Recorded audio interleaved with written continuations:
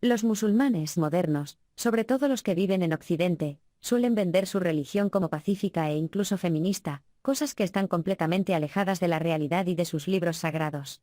Como aquí no nos gustan los mentirosos, haré un servicio social y comunitario al mostrarle lo que dicen sus libros sagrados y lo que comentan sus eruditos modernos. No se lo pierda, le garantizo que la información les sorprenderá. Iniciaré respondiendo a la pregunta: ¿es el Islam una religión de paz?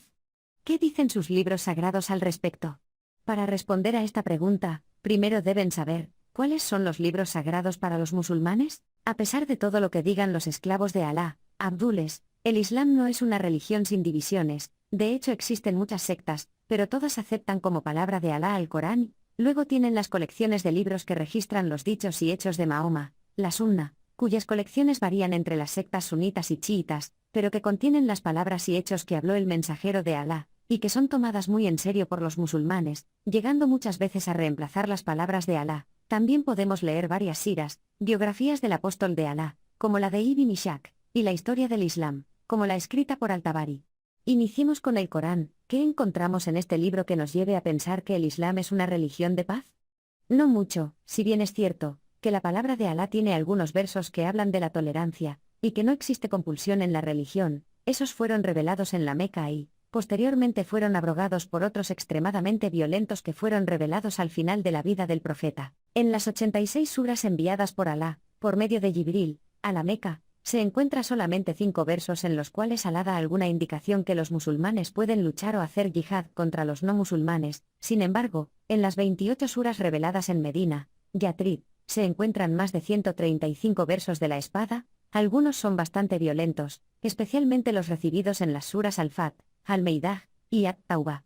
Aunque las suras Al-Meidah y At-Taubah son la sura 5ª y 9ª respectivamente, en el Corán de hoy, en realidad, junto con la sura As-Nars, son las últimas 3 suras reveladas por Alá. En la sura Al-Fat pueden leer los versos 15 y 16 donde Alá prometió el botín de guerra a cierto grupo de sus yihadistas e incita a los que se quedaron atrás a luchar contra una nación de gran poder militar con el fin de convertirla al Islam. El tafsir de los dos Jalalain dice: el verso 15 habla sobre la repartición del botín obtenido en la batalla de Khaybar, prometido por Alá exclusivamente a los de Al-Hudaybiyah, y el verso 16 habla de los beduinos que serán probados cuando peleen contra un pueblo de gran poder, tal vez la tribu Banu Hanifa, de la región de Yamama, o tal vez los persas o los bizantinos. Si ellos obedecen, Alá los recompensará, y si no lo hace, Él les traerá un doloroso castigo. Un poco de contexto: el oasis de Khaybar está ubicado en la región nororiental de la península arábiga.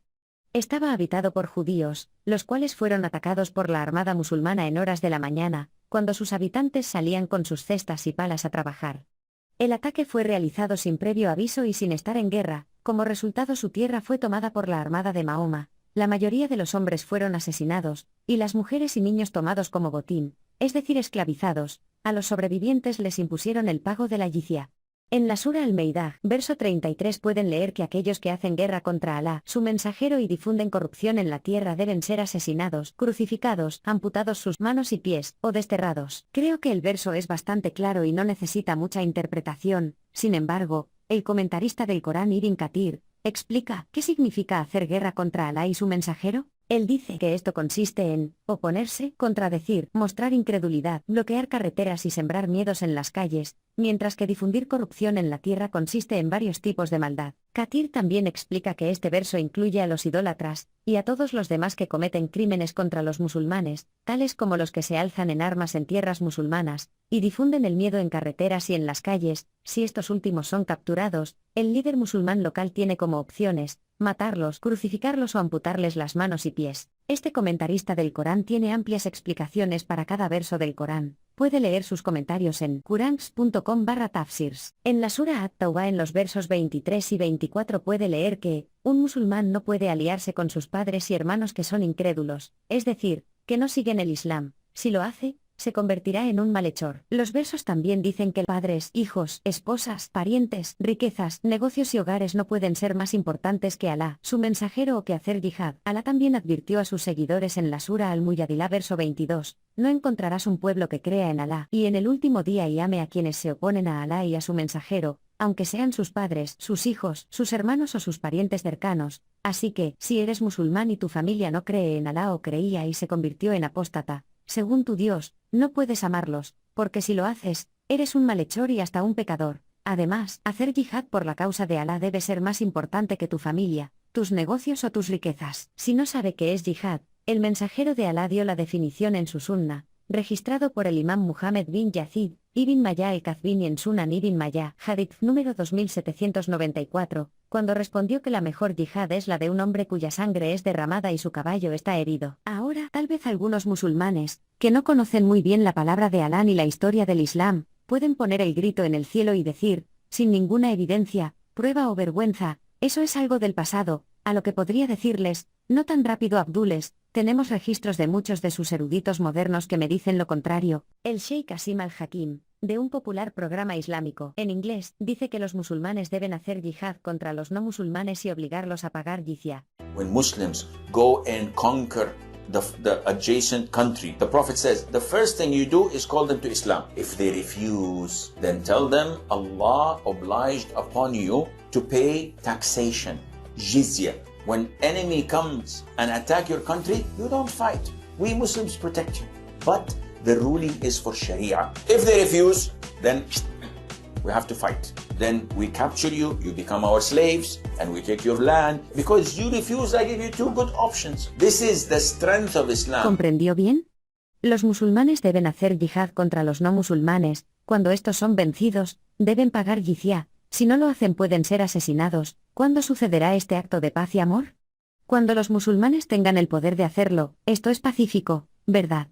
Pero no os preocupéis, la cosa puede empeorar. Veamos a otro erudito moderno. من أين يأتي الإماء والعبيد؟ من الجهاد. الإماء والعبيد هم سبي الجهاد. وإذا كان الجهاد فالأسرى الذين يؤسرون في الجهاد الإمام مخير فيهم بين 4 أمور. يخير الإمام. طبعا يخير بحيث أنه يجب عليه أن يفعل الأصلح للمسلمين. يخير بين 4 أمور. إما أن يقتل الأسرى من المقاتلين وليس النساء والصبية والشيوخ والرهبان والعبيد، لا، المقاتلين.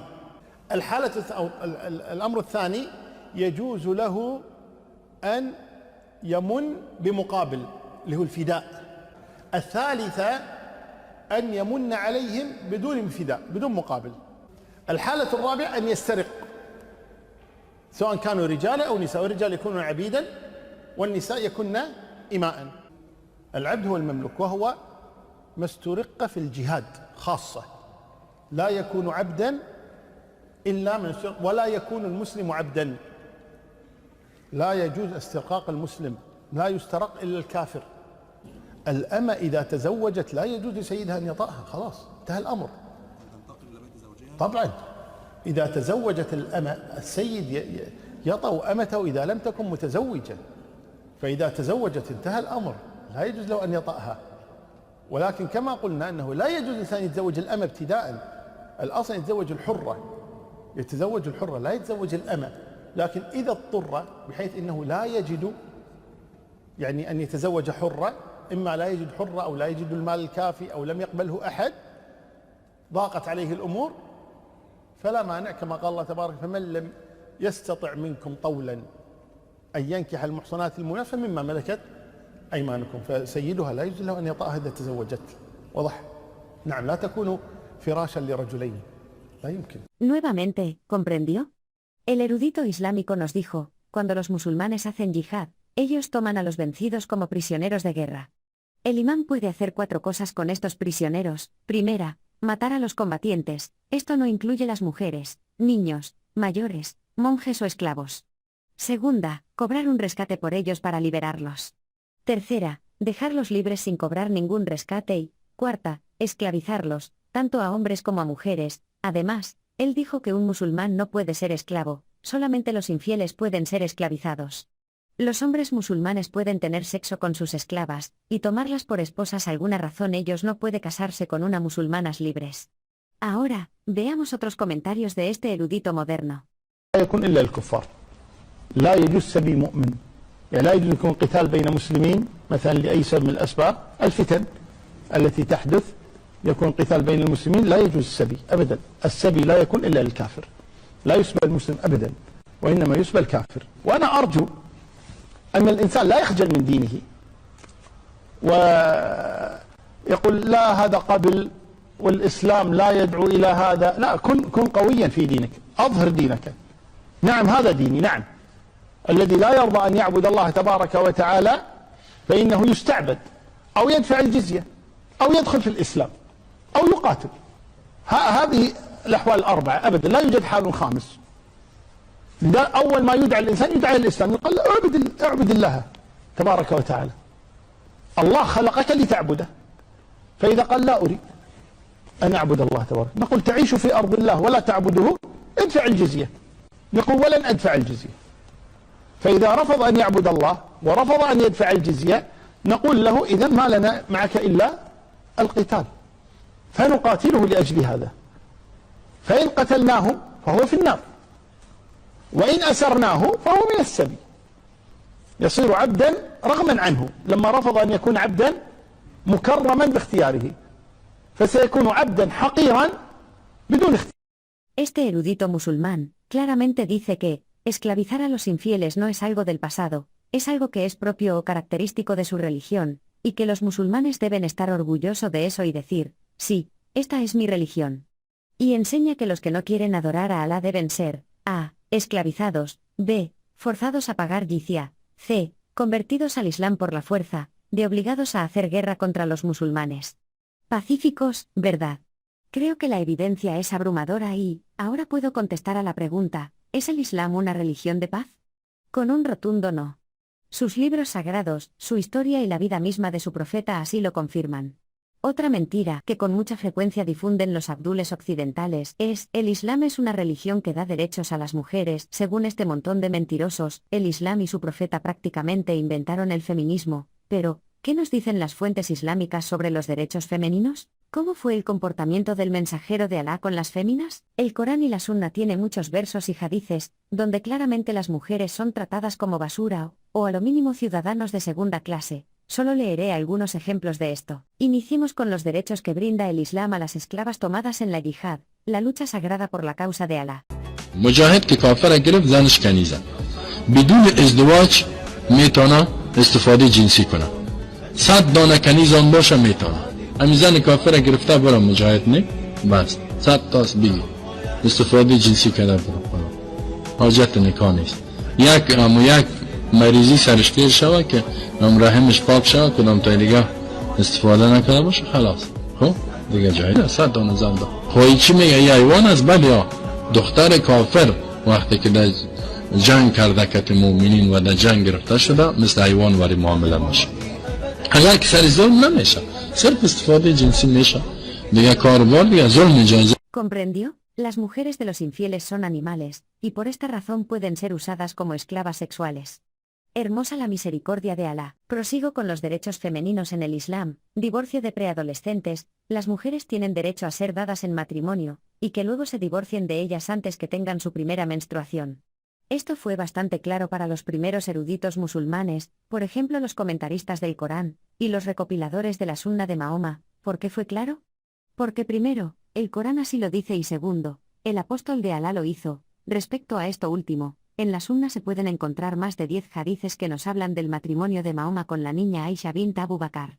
Pueden encontrar varios detallitos algo espeluznantes allí. Y una cosilla, no olvide que, estos son los principales libros, de la Sunna, que recopilan la vida y obra del mensajero de Alá. Detalles similares o complementarios a estos, pueden leerlos en las biografías de Ibn Ishaq e Ibn Hisham y en la historia de Al-Tabari. El matrimonio de Mahoma con la niña Aisha está registrado en al menos 28 fuentes islámicas e incluso, hoy día, sitios islámicos como Islam Questions and Answers nos dicen que, el matrimonio con niñas menores a 9 años es legal porque tanto el Corán como la Sunna así lo dicen. Algunos musulmanes pueden decir que eso es mentira, que las fuentes islámicas reportadas fueron manipuladas o alteradas, pero veamos lo que dice un erudito moderno sobre la interpretación del verso 4 de la Sura At-Talaq, o Sura 65.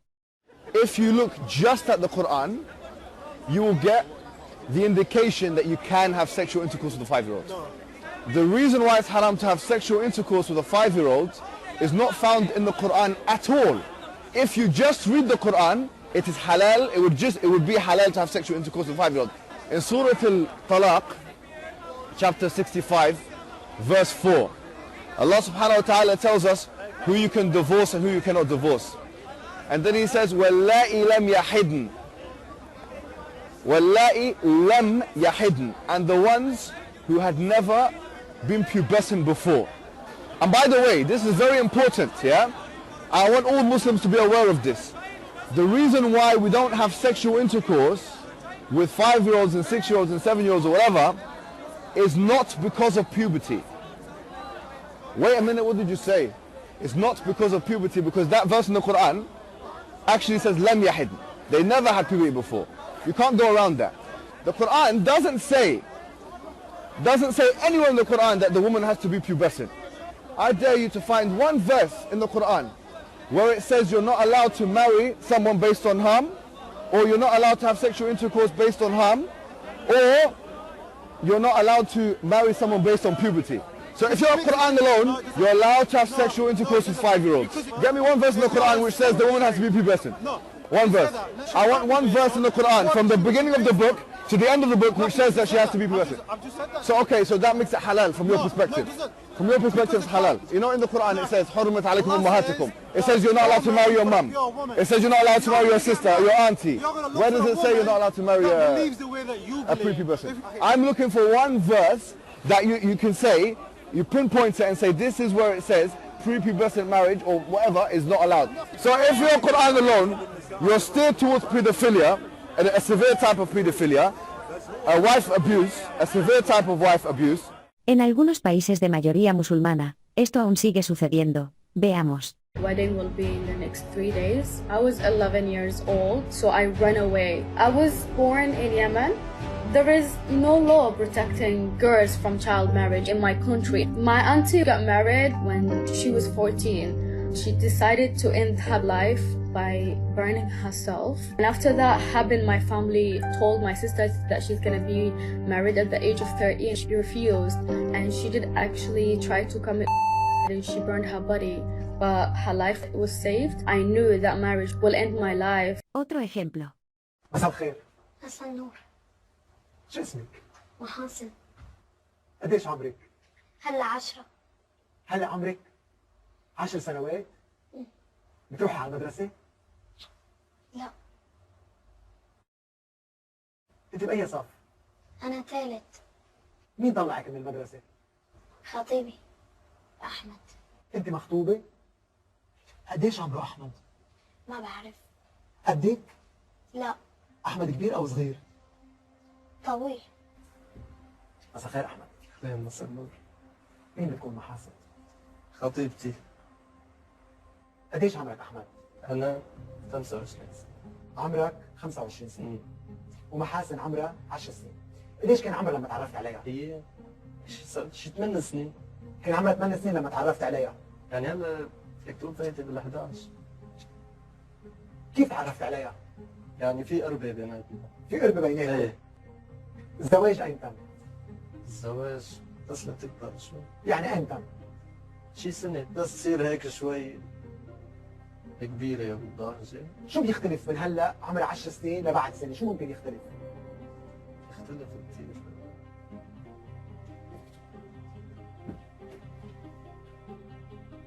شو لفتك أحمد بطفلة عمرها 10 سنوات؟ أنا بيكفيني مربيها على إيدي وما بدي فلتها من إيدي. شو يعني تربيها على إيدك؟ إنه بيكفي إنه أنا داير عليها ودير بالي عليها وحابة وحبتني ومتفقين مع بعض يعني على كل شيء. طفلة عمرها 10 سنوات قاصر جسديا شو لفتك فيها؟ أنا صار لي 3 سنين معها، فهمت علي كيف؟ حبيتها يعني حبتني. سؤال، تعرف الزواج هي علاقة بين رجل ومرأة، هو تناغم فكري، تناغم عاطفي، ولكن أيضا علاقة جسدية وتناغم وانجذاب جسدي. شو اللي جذبك بطفل قاصر عمرها 10 سنوات؟ يعني أنا برجع بقول لك، قلت لك وحارجع أقول لك حبيتها وطلبتها من أبوها، لأنه أنا ما تأخذني بالكلمة الجيل هلا كلها ما دخل بعقلي. برجع بسأل سؤال، شو اللي بيلفت رجل راشد بجسد طفلة لم يكتمل نموه بعد؟ جسد طفلة ما في أي معلم أنثوي عن هذه الطفلة، عن كل الأطفال بهالعمر. Para terminar de hablar sobre el feminismo en el Islam, les presentaré un corto vídeo que explica más en detalle su lado feminista. Verán a los cristianos Lloyd de Jong y Jay Smith hablando de ¿por qué el matrimonio con niñas menores a 10 años está permitido en la Sharia? This is Islam Kuwait, the world's most popular Islamic advice site, the world's most popular fatwa site. it gets up to 400 million visits a month. Now, this is the ruling number 22442 on acting and the ruling on marrying young girls. It was published on the 30th of June 2002. Let's have a look at what it says. So here's the question. What is the ruling on acting in movies, which we're not interested in? But the second question, why in Islam are you allowed to marry children, girls of age below 10, without their permission, a Muslim asks. And it says here, can you justify this ruling of Islamic child marriage? And of course, the answer is on the fatwa site, praise be to Allah. And he states here, second, marrying a young girl before she reaches the age of adolescence is permitted in the Sharia. Indeed, it was narrated that there was scholarly consensus on this point. This is the ijma, the absolute consensus of the scholars within the Sharia. So you can marry before the age of adolescence. This is permitted in Sharia, and there is scholarly consensus. And then he quotes Quran 65:4. And those of your women as have passed the age of monthly courses, for them the iddah, the prescribed period, if you have doubt about their period, is 3 months. And for those who have no courses, i.e. they are still immature. In other words, they are prepubescent. Their iddah, prescribed period, is 3 months likewise. So now we have confirmation from the fatwa of these sheikhs on Islam QA that this verse means that these children are immature. In this verse, we see that Allah has made the iddah in the case of divorce of a girl who does not have periods because she is young and has not yet reached puberty 3 months. This indicates that Allah has made this a valid marriage. Then they quote the hadith. So you've got the Prophet married her when she was 6. He consummated the marriage with her when she was 9. That is narrated by Da'if Bukhari and Da'if Muslim. Da'if Bukhari 4840 and Da'if Muslim 1422. And then they continue. The Prophet married Aisha when she was 6 years old and consummated the marriage when she was 9. Narrated in Da'if Bukhari and Muslim. And Muslim says 7 years. Now, it says here, this does not mean that it is permissible to have intercourse with her. This is the question that we're going to resolve by looking in the Sharia. Remember, Islam has a doctrine of lying. It is permissible to lie if it keeps the peace, if it prevents tensions. So bear that in mind, please. Now, let's continue. If the husband and the guardian of the girl agree upon something, in other words, having sex with this girl, that will not cause harm to the young girl, then that may be done. Abu Ubaid said that once a girl reaches the age of 9, then the marriage may be consummated without her consent. Jay, I believe there's a word for having sex with someone without their consent. That's called rape. Yes, correct. And notice it says here, there is nothing in the hadith of Aisha to set an age limit or to forbid it in the case of a girl who is able to have sex before the age of 9. Now I'll pause here. This is the fatwa. We will now go to the Sharia. Any last comment before I continue, Jay? Yeah, just very carefully. I mean, just the viewers can understand why the 3-month wait is even for pubescent. I can understand why those who are post-pubescent, because then you'd want to make sure that there is no child there, that she's not pregnant. But if it's prepubescent, that means, and if she is a virgin, why do you have to wait 3 months? Or maybe that's not important for this particular talk. And we have this law here, this ruling, this ijma, this consensus ruling on topic. Fourth, when a man has had sexual intercourse with a girl under the age of 9 years and has ruptured the part meaning he has torn her vagina open, it is unlawful for him to have further connection with her, but she is not released from her ties if connected with him by marriage or by slavery. This means that he has married her, she's under the age of 9, he has had sex with her, he has destroyed her private parts, and he may have sex with his slave girls, with minor slave girls. That's according to this law. If no rupture has taken place, the prohibition is not incurred according to the most valid opinion. So in other words, if you do the deed and nothing breaks, well, carry on. Right, let's continue. When a woman has been made love to, so when a woman who has been made love to, in other words, you've had sex with her, she must perform the purificatory bath, okay? She must repeat this bath if 2 conditions exist. 1, that she is not a child. So if she's not a child, she's to repeat the bath, but if she is a child, she doesn't have to. but rather she's old enough to have sexual gratification. So it says here, if she's not a child and you've made love to her, she must repeat the bath. If she is a child, well, no need. Notice it states here, further, a full indemnity is paid for injuries which paralyze these members, or for injuring the peritoneal wall between the vagina and the rectum so they become one aperture. That's Reliance 04.13, Book of Justice, page 592. So understand, this is a common problem. We will see additional references to this. The adult male sexually assaults this child. Remember, infants are legal. Please understand, when I say infants, I mean this is legally defined in Islam as a baby in the cradle. When this happens, you tear the vagina to the anus, and it's called a fistula. And this is a toxic condition that will be with her for the rest of her life. It is horrific. And this is recognized as a problem within Islamic law. Sufficient that they had to pass rulings on it. So let's have a look at fiqh to educate women from this heavenly ornaments, the Bahishti Zevar. And this is also known as this book as the Jewels of Paradise, the heavenly ornament. It's a favorite with the people of the Indian subcontinent, as well as the Indian Muslim diaspora all over the world. That's on Wikipedia.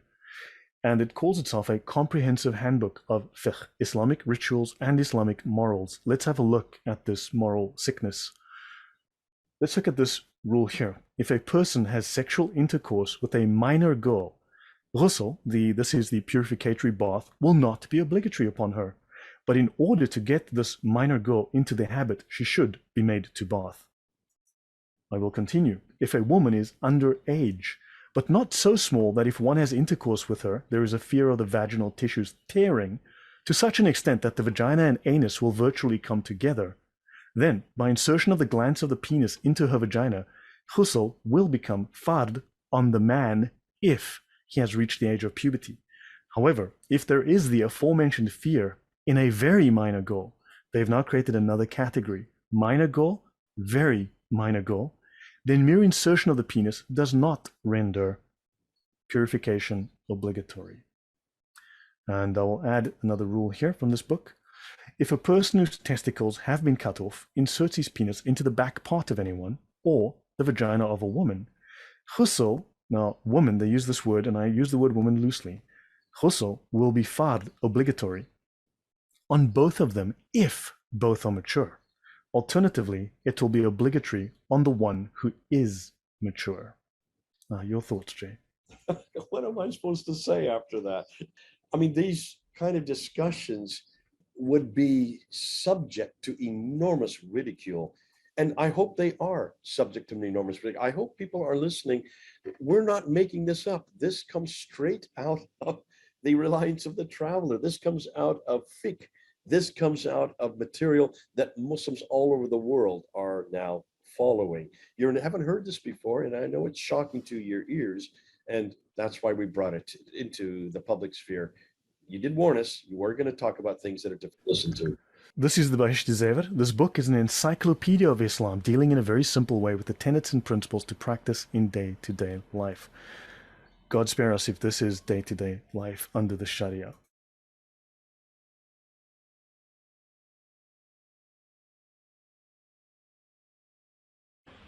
متحرش ببنته. طيب سأتكلم عن ذلك بالتفصيل، ما عاد يحتاج تكملين السؤال. أختي مسارة ذكرت أن هناك شخص يتحرش بابنته، ولا شك أن هذا نوع من الشذوذ والعياذ بالله ونوع من الفاحشة. ويعني وأيضا ينبغي على البنت ألا تلبس لباسا فاضحا أمام أبيها. يا جماعة، بعض البنات أحيانا تكون في شبابها وجسمها جميل أحيانا ونحو ذلك، وتلبس لباسا ضيقا من هالبنطلونات والبلايز القصيرة وتخرج إلى أبيها. برضو أبوها شاب، ربما فتن بابنتها أعوذ بالله، وربما يعني إذا سلم عليها أو قبلها أو ضمها يكون يعني ربما أن الشيطان يؤزه لبعض الأمور. فأنا أدعو أيضا مثل هذه البنت وغيرها إذا كانت يعني في مرحلة شبابها ألا تلبس لباسا سيئا أمام أبيها، أو ربما أبرزت شيئا من ثديها أو نحو ذلك بناء على أنه أبوها، لكن يبقى أن هذا الأب شاب فلا يجوز لها أن تلبس اللباس الضيق. الأمر الثاني، لا تخلو بأبيها، لا تجلس لوحدهم في غرفة لوحدهما، ولا إنما تحرص أن تكون الأم موجودة أو إخوانها موجودون أو نحو ذلك إلى أن ييسر الله تعالى لها وتتزوج. Comprendió bien. Una hija puede tentar a su padre si ésta usa ropa ajustada o reveladora delante de él. Sigamos aprendiendo de la sabiduría de Alá y su mensajero y de la belleza del Islam. لو واحد زنى بامرأة وحملت منه يقول لك ان هذا الماء غير محرم. يعني ايه غير محرم؟ يعني دي مش بنته. يعني ايه برضه مش فاهم يا عم الشيخ؟ يعني هل يجوز له نكاحها؟ قال لك طيب جوزها عادي. دي بنته. قال لك مين اللي قال بنته؟ هي لا بنته لا شرعا ولا شيء. مش بنت لن تنسب له اصلا. ولما واحد يزني بواحده ويخلف منها بنت تتكتب باسمه باسم الزاني؟ لا ابدا ابدا. يبقى مش بنته. Esta gran enseñanza dice que un hombre puede casarse o tener sexo con su hija, si esta es resultado de una fornicación. Feminista y moralmente correcto, ¿no es verdad? Así parezca que esto es demasiado extenso. Espere, solamente faltan 2 presentaciones, ya casi finalizamos. En estas 2 últimas explicaciones, los eruditos islámicos nos dicen que las mujeres son culpables de ser violadas y de otras cosillas. I'll stand, he wants me to stand away from him. যে মেয়েদের গর্ভদর্শ হয় এটা কি মনে হয়? এ সম্বন্ধে কোরআন হাদিসের মধ্যে অনেক প্রমাণ আছে, কারণ এগুলো অশ্লীল, এগুলো বাদখাজ। কারণ জিনা হয়, আল্লাহ রাব্বুল আলামিন বলেন তোমরা জিনার কাছ থেকে বেঁচে থাকো। আল্লাহ বলেন, নির্দেশ করেন তোমরা বেপরোয়াভাবে চলাফেরা করবে না, তোমরা চাইরো বেড়ার ভিতরে রুমের ভিতরে চলাফেরা উঠা বসা করবে। আর কারণ তোমরা হলেন মেয়েরা, মহিলা মানুষ, তোমাদের ইজ্জত অনেক বেশ। লুকায়িতভাবে কোনো মানুষ যদি তাকে কোনো পুরুষ যদি পায় না, কোনো মহিলাকে যদি পায় না, তাইলে সে কোনোদিন জিনা করবে না, অন্য অশ্লীল কাজে যাবে না, কোনার কাছ থেকে বেঁচে থাকবে। যে মেয়েরা বাইরে একলা একলা ঘুরে রাত্রেবেলা, এটা কি মনে হয়, এটা কি ঠিক? কোনো মহিলা একা একা চলাফেরা করলে তখন কোনো পুরুষ যদি তার দৃষ্টির মধ্যে মহিলা পড়ে, তাইলে মহিলা পড়ার কারণে তার দৃষ্টিটা সে আবদ্ধ রাখতে পারবে না, তার মধ্যে তার দৃষ্টিটা অটল রাখতে পারবে না। বিদায় সে কি করবে, এই মহিলাকে মানে অশ্লীল কাজের জন্য নেওয়ার জন্য চেষ্টা করবে। ইসলামে কি লেখা আছে যে মহিলাদের কেমন ভাবে থাকতে হয়? মহিলাদের দোষ হয়, মহিলাদের যে পর্দাপুশিদা আছে সেই পর্দাপুশিদা যদি ঠিকমতো সে পালন করে নিত, তাহলে তাদের কোনো দোষ হতো। যারা পর্দা করে না তাদের দোষ আছে, কিন্তু যারা পর্দা পরে ঘুরে আর তাদের গণধর্ষণ হয় তাদের দোষ হয়ে যায়। যারা পর্দা করে, যারা গণধর্ষণ করে না,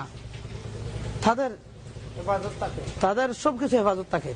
আর যারা পর্দা করে না, তারা গণধর্ষণ করে, তারা চির জাহান্নামী হয়। I just want to get out of here.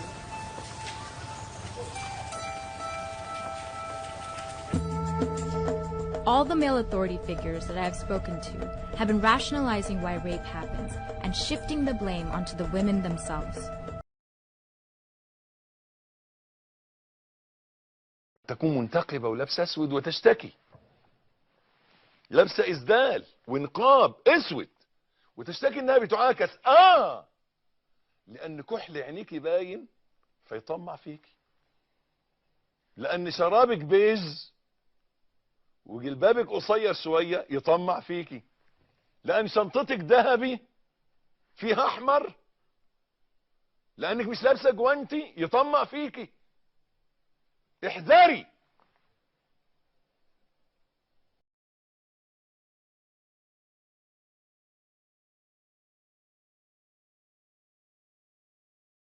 سيدنا أنا أريد أعقد على بنية عمرها 12 سنة يتيمة، فأنا صراحة الرجال ما أريد أتزوج أي وحدة، وفترة أن أنا يعني زواج منقطع أريده، بس أكيد إنه البنية إذا عمرها صغير ماكو مشكلة.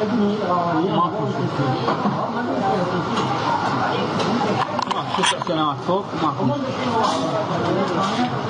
شرعا ماكو مشكلة. Si después de escuchar y leer todos los argumentos presentados aquí, y de probablemente verificar las fuentes islámicas presentadas, usted sigue diciendo que el Islam es pacífico y feminista, déjeme decirle que usted puede estar loco, es un psicópata o simplemente es igual de malo al creador del Islam. No hay ni una excusa válida para defender o promover una religión como esa. ¿Sabías de esto? ¿Qué opinas al respecto? Favor comentar, darle me gusta, compartir y suscribirse. Gracias por su apoyo y por estar aquí, sobre todo gracias por su tiempo.